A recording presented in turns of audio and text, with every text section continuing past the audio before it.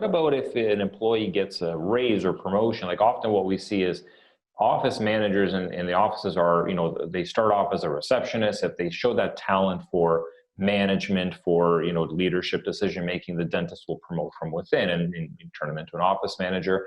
Do you have to sign that contract? Is there a new contract issued? Like what would trigger reviewing the contract? Would it be raises, promotions, additional responsibilities? What goes into that?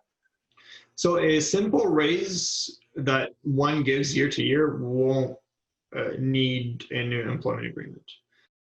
But a promotion would, in the sense that if you're moving someone or shifting their position from a certain role to a different higher role, for example, you do want to outline the new duties. You do want to outline the new pay properly to show that these new duties are correlated with this pay.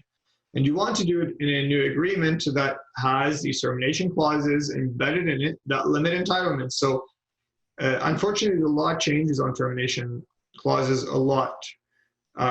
It's not good for anyone because it doesn't really give confidence to anyone about what is in an employment agreement. But we do know what the Supreme Court so far has said about it. And it's going to be pretty tough to say no to certain things in a termination clause.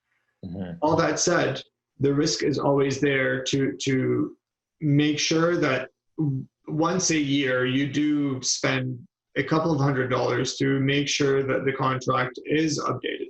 We don't want to rock the boat every few months or every few years by introducing a new agreement, but it is a good time to look at whether for this particular person now is a good time to introduce this agreement with a promotion to then limit these liabilities as they just get accrued over time anyway. So no, a new agreement is not necessary every time with a raise, but if there are a chunk of duties that are different, that you can say this is a bit different now, and the pay is going to be, say, more than 5%, raises tend to be less, maybe not, but do gauge if you're only giving a raise to someone as part of their regular salary and bonus, or if you're actually shifting their role. And if you are, it's a good time to introduce the new duties in writing, first of all, and to clean up a little bit, administratively speaking, on what you want to give them from entitlements or not.